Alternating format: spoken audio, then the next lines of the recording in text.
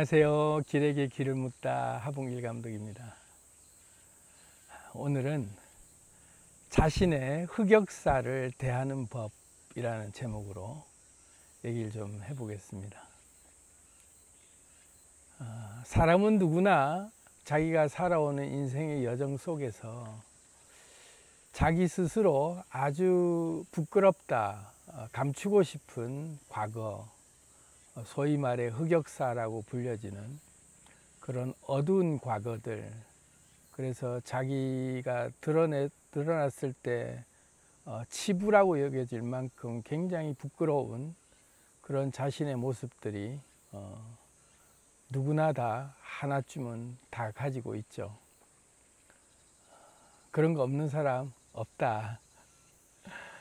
모든 사람이라면 누구나 다 감추고 싶은 자신만의 치부가 있고, 그때 내가 왜 그랬을까 생각해 보면 참 어리석은 짓이었을 수도 있고, 또 어쩔 수 없이 휘말려 들어간 어떤 상황 속에서 암울하고 어두운 시절을 보냈던 그런 흑역사도 있고, 그러니까 자기가 원했든 원하지 않았든 간에 누구나 다 사람이라면 흑역사쯤은 다 하나씩은 가지고 있다.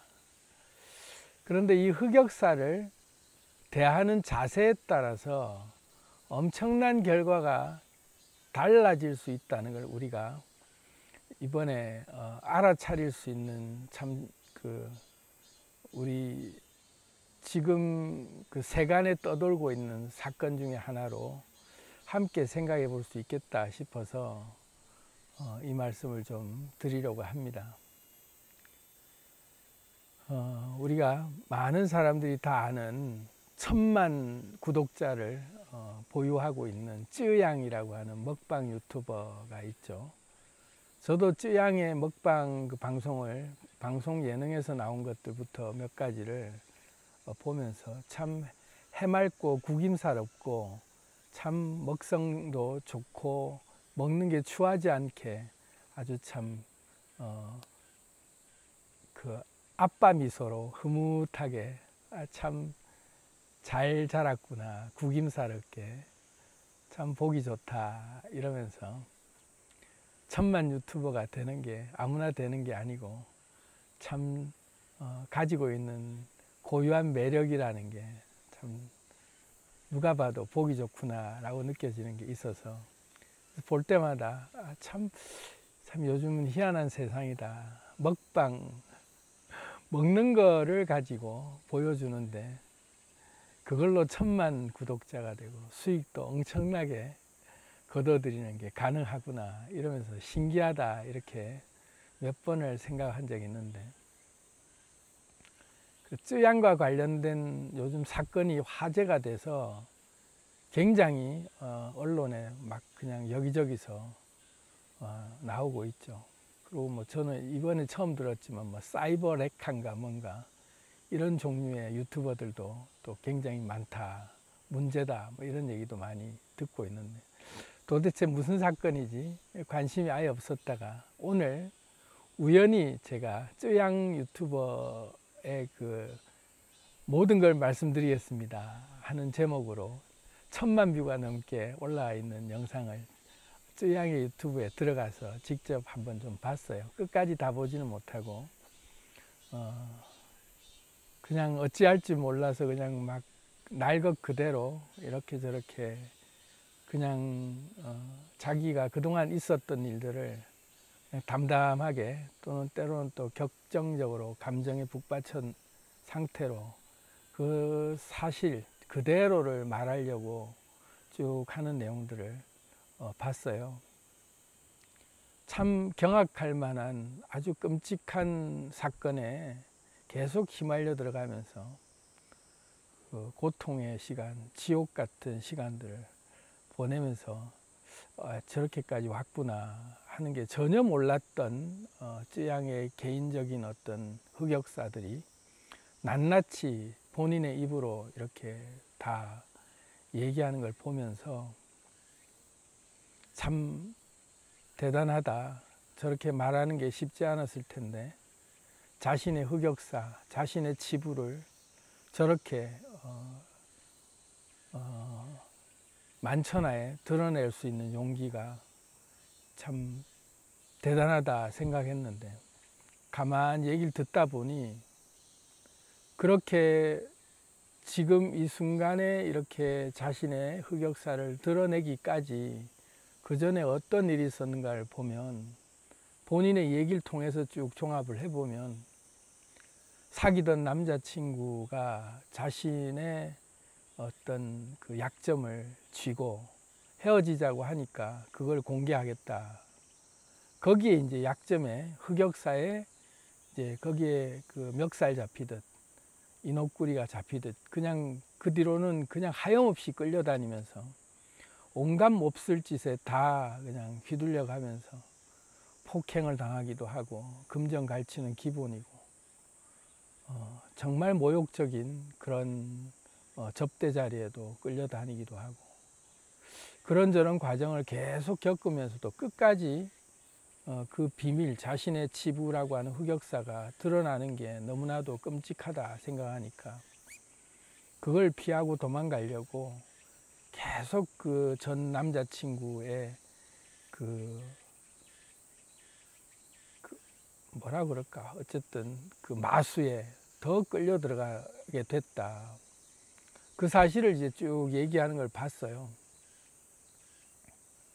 그래서 결론적으로는 그 마수에 계속 끌려다니다가 더 이상 안 되겠다 싶어서 이제 끝까지 왔다 싶어서 이제 드러낸 거죠. 그래서 소송을 진행하고 뭐 이런 과정으로 쭉 이어져 오는 과정에 그 뒤로 또 뭐 사이버 레카라고 불려지는 몇몇의 또 인간들이 또 협박하면서 또 돈을 또 갈취하고, 그 과정을 또 계속 겪어왔다 이거죠. 그러다가 이제 최종적으로는 모든 걸 다 말씀드리겠습니다 하고 이제 딱 드러낸 거죠. 자신의 치부와 흑역사를. 그러면서 이제 한 방에 이제 잠든 거죠. 남의 불행을 두고 이렇게 웃어가면서 얘기할 문제는 아니다 할 수 있지만, 우리가 이걸 가지고 지혜를 얻기 위해서는, 또 쯔양도 마찬가지죠. 앞으로 누구든 간에 이런 사건들이 생기지 말라는 법이 없다 이거죠. 자기가 그냥 뭐 평범할 때는 아무런 문제가 안 되겠죠. 흑역사가 있든 어떤, 그래서 어쩌라고 이럴 수 있는데, 자신이 잃을 게 생기고 자신의 위치가 높아지거나 뭔가 좀 가지고 있는 게 좀 이렇게 지켜야 될 게 생기기 시작하면, 그걸 이제 빌미로 공격해 들어오면 한 방에 다 나의 이게 다 그냥 날아가 버릴까봐, 자신의 치부가 드러나면 내가 그동안 쌓아온 게 다 한순간에 다 나락으로 떨어지고 다 잃을까봐 두렵기 시작하니까, 이제 그걸 이제 감추려고 자꾸 무마하려고 그러거나 감추려고 그러거나 또는 도망가려고 그러거나 회피하려고 그러거나, 그러면서 아니면 또 굴복당해서 끌려가거나, 그런 상황으로 이제 끌려간다 말이죠. 도망쳐서 도착한 곳에 천국은 없다 이런 말처럼, 아무리 내가 지금 이 상황이 끔찍하고 나는 여기를 피하고 싶다고 해서 자꾸 도망가 봐야 거기 가면 또 여전히 또 따라다닌다 이거죠. 그래서 쯔양 사건을 보면서 계속 도망 다녀왔던 것이 점점 커진 거죠. 그래서 구독자가 많아지고 돈을 벌면 벌수록 더 지옥이 이제 계속되는 거죠. 뒷광고 논란으로 계속해서 또 방송을 중단하는 위기에 또 처해 보기도 하고, 본인이 원하지 않았던 일들이 자꾸 생기는 거죠.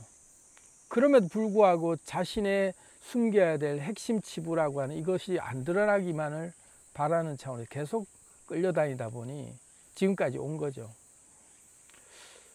근데 이제는 안 되겠다 싶어서 드러냈을 때 사람들은 그걸 큰 문제 삼지 않는다 이거죠. 그래, 아이고 네가 그렇게 고생했구나, 그런 일이 있었구나, 아이고 하고, 사람들은 그 있는 사실 그대로를 봤을 때는 그 액면, 드러난 모든 것들에 그걸 분별할 줄 아는 그런 그 눈들을 가지고 있어요. 그래서 드러냈을 때 쯔양 역시 마찬가지로 이 사건을 내가 어떤 불이익이 오더라도 다 감내하겠다라는 마음으로 이제 다 말씀드리겠습니다 한 거죠. 이 자세가 중요한 거죠. 내가 어떤 불이익을 당하더라도 다 말하겠다. 이게 이제 뭐냐면 정직한 자에게 생기는 온전한 지혜라는 거예요. 우리가 우리 인생에서 내가 만드는 여러 가지 흑역사 같은 내가 저질러 놓은 모든 일들을 지나고 나서 그 당시에는 어쩔 수 없었다 할지라도 뭐 또 지나다 보면 그게 문제가 안 될 수 있는데 어느 정도 내 위치가 좀 올라가거나 지킬 게 생기기 시작하면 그걸 가지고 꼭 약점을 잡아서 협박하거나 뭔가 또 다른 걸 강요하게 되는 그 누군가가 날파리가 꼬이듯이 아주 이제 안 좋은 호사다마 같은 내가 좀 잘 나가려고 할 때 또는 어느 정도 갖췄을 때 반드시 그 나의 흑역사가 문제가 될 만큼 걸고 들어오는 그런 요소들이 생기게 돼 있어요.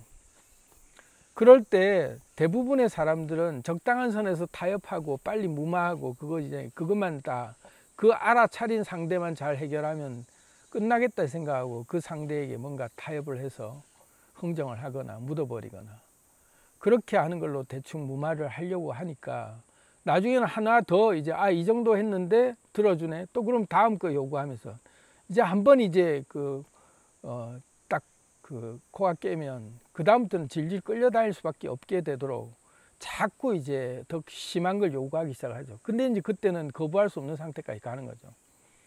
쯔양 사건이 그런 사건이에요. 점점 더 거부할 수 없는 요구를 해도 들어줄 수밖에 없는 그런 상태까지 끌려가는 거죠. 그래서 우리가 쯔양뿐만 아니라 우리 살면서 수많은 일들을 보잖아요. 그래서 내가 좀 잘못했어. 한때 실수한 거 있다 이거지. 근데 그거를 누군가 알아차려서 나에게 부당한 요구를 한다거나 하면 거기에 우리는 어쩔 수 없이 내 이 치부가 드러나면 무조건 나는 이제까지 쌓은 게 다 무너진다고 생각하니까 자꾸 이제 거기에 끌려갈 수밖에 없는 상태로 가다 보면 악수에 악수를 두는 거죠.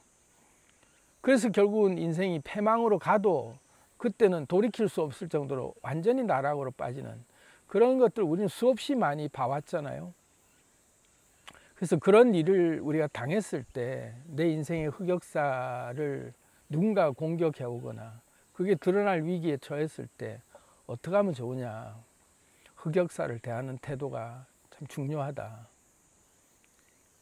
그럴 때는 정직한 자에게 생기는 온전한 지혜를 믿어야 돼요. 그래서 그때는 내 불이익을 내 흑역사로 인해서 생기는 불이익을 내가 기꺼이 감내하리라고 정면 대응을 하면 그렇게 문제가 크지 않아요. 흑역사를 그게 드러날 위기에 놓였을 때 내가 불이익을 내가 감내하겠다 하고 당당하게 그 진실을 내 정직함으로 그냥 있는 그대로를 다 틀어냈을 때 그게 엄청나게 큰 이슈가 되고 나중에 나를 나락으로 완전히 내가 가진 모든 걸 다 뺏어가는 것처럼 보일지 몰라도 그 순간에는 그렇게 느껴질지 몰라도 알고 보면 모든 게 해결되는 단초가 그것 때문에 이제 모든 게 해결되기 시작해요. 드러냈을 때. 이게 힘들죠. 내 지금 불이익, 내 지금 쌓아놓은 이 모든 것들 이럴까에 대한 두려움 때문에 그걸 당당히 내가 정직하게 드러낸다는 게 참 힘들죠. 그래서 이거를 우리는 어떻게 봐야 되느냐 이거죠. 정직하게 드러낸다라는 것이 어디까지 드러내야 되고 이 드러내야 되는 이유가 그냥 단순히 이 문제를 내가 불이익을 감당하겠다, 감수하겠다라는 게 이게 과연 내가 감수했을 때 나한테 엄청난 불이익으로 실제로 내가 패망할 것인가에 대한 이 부분을 결과를 분명히 안다면 드러낼 수 있다 이거죠.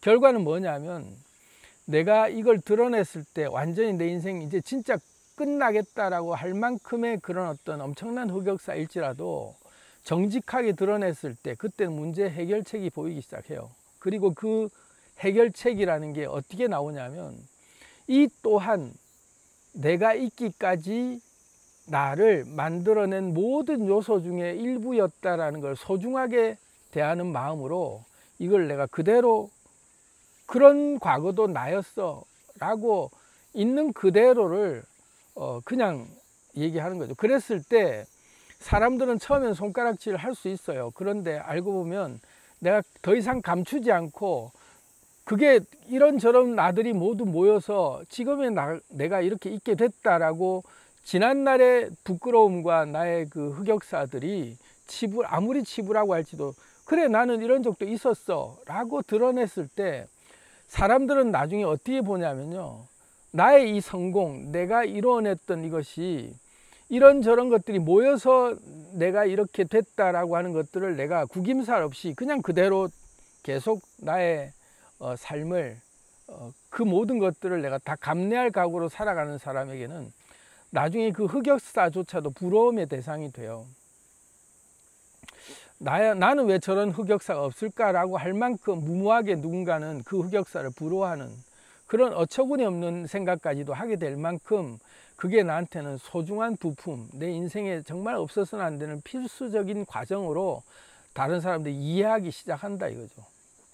내가 자꾸 감추려 하고 덮으려 하고 도망가려고 할 때는 그 흑역사가 점점 더 크게 나를 짓누르면서 계속 쫓아오지만, 내가 그걸 당당히 드러내고 불이익을 감수하겠다고 내가 지금 현재 기꺼이 그 불이익을 받아들이면서 사람들 앞에 공개했을 때는 그게 더 이상 치부가 아니에요. 아, 그래, 저 사람도 저런 일을 겪었구나, 저 사람도 저런 어떤 흑역사가 있었구나 하고서, 아, 참 그럼에도 불구하고 저 사람은 저런 걸 딛고 저렇게 당당히 자기 삶을 살아내고 있구나, 그러므로 해서 자기 인생에 아주 소중한 밑거름으로 저걸 잘 쓰고 있구나 라고 할 때 사람들은 그 흑역사조차 부러워하기 시작한다 이거죠.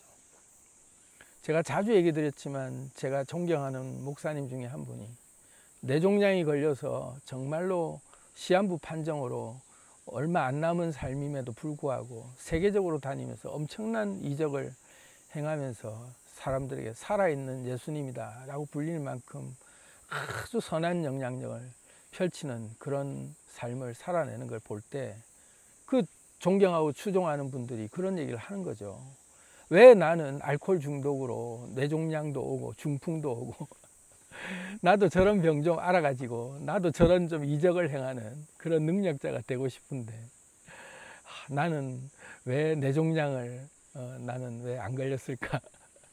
왜 나는 알코올 중독으로 나는 이렇게 중풍이 오거나 기억상실증이 오거나 이런 극적인 뭔가 드라마가 없을까? 나도 그럼 지금부터 열심히 술을 마셔서 알코올 중독이 되고 유치장을 그냥 내 집 드나들듯이 다니면서 나도 흑역사를 좀 만들어야 나한테 저런 이적이 생기려나 할 만큼 그렇게 부끄러운 치부가 남들이 부러워하는 과거로 그렇게 승화된다 이거죠. 기꺼이 감내하겠다. 내가 어떤 불이익이라도 난 다 기꺼이 치를 내 쌓은 모든 걸 다 내려놓는 한이 있어도 나는 이걸 감추지 않겠다 하고 드러낼 때 사람들은 거기에 아주 박수를 보내는 거죠.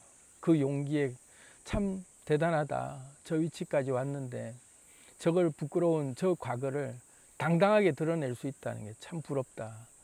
그래서 우리가 진짜 잘 아는 그런 세계적인 어떤 그 토크쇼 오프라 윈프리 같은 경우도 그런 얘기를 하잖아요. 자신의 과거 마약 중독했던 그런 시절들, 정말 자기의 그 삶이 아무런 희망이 없는 그런 시절을 그냥 담담히 다 얘기를 흑역사를 했을 때 사람들로부터 엄청난 공감을 받고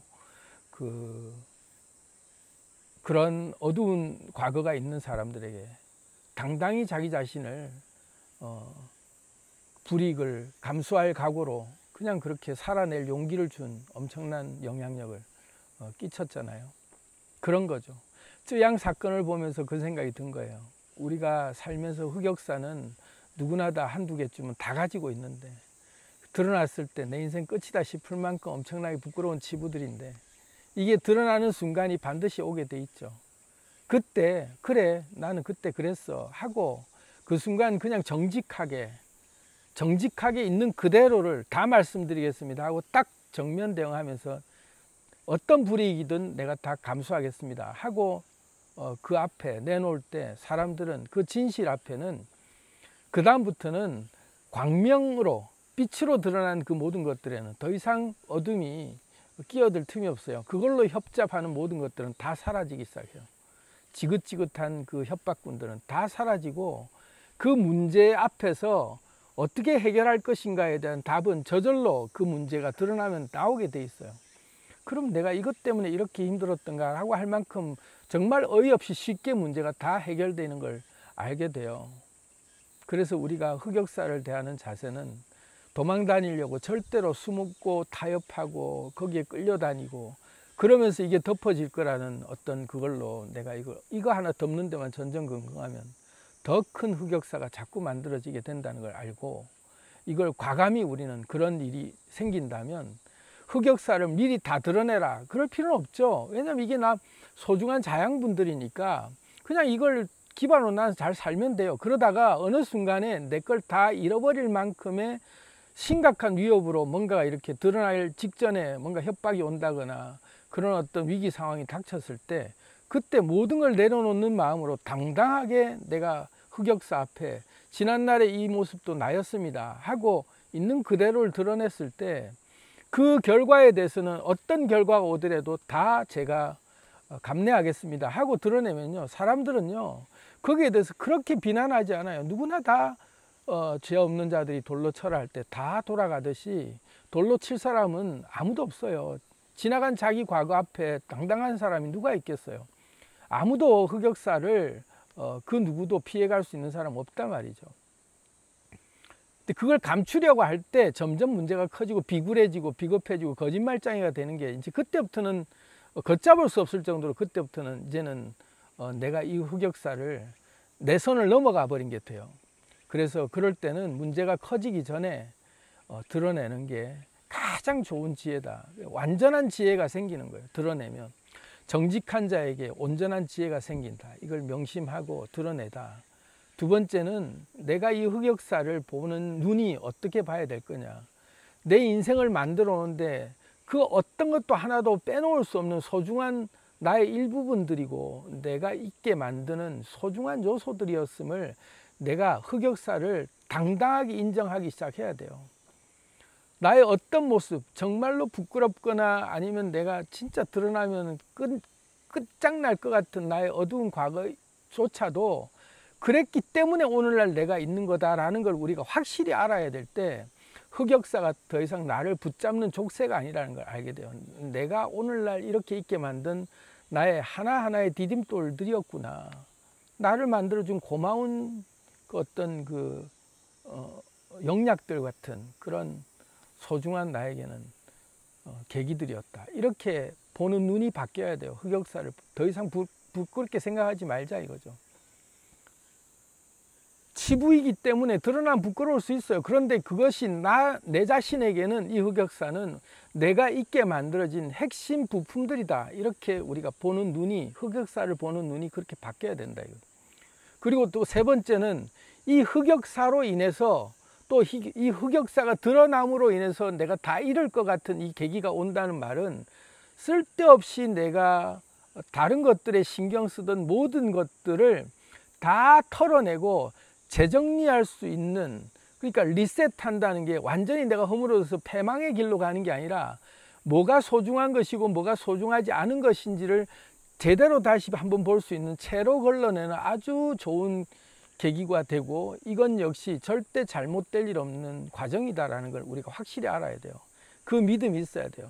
흑역사를 대할 때 내가 이게 드러나서 세상 앞에 내가 완전히 나락으로 빠질 만한 위기가 처했다 할 때 그걸 당당히 드러내는 과정 속에서 그 겪어내는 그 모든 내가 이제까지 내 거라고 생각했던 쌓아왔던 모든 것들이 다 떨어져 나갈 때, 이게 굉장히 나에게는 부담스럽고 수치스럽고 감내할 수 없는 지옥이다라고 볼 문제가 아니라, 깨끗이 털어내고 정리하면서 내가 완전히 정화되는 과정이구나. 그래서 필요 없는 것들, 필요 없는 사람들 다 떨어져 나가고 다시 정제돼서 정금처럼 내가 나오는 아주 소중한 기회가 왔구나. 그렇게 눈으로 볼 때 그 시련의 시기에, 그 부끄러움의 시기에 나한테 이거는 인생이 끝장나는 악재가 아니라 다시 한번 인생 제대로 살아나기 위한 아주 좋은 리셋 기회구나 하고, 그렇게 보면 절대 잘못될 일 없는 그 인생의 법칙을 알게 되는 거죠. 아, 나는 절대 잘못될 일 없다.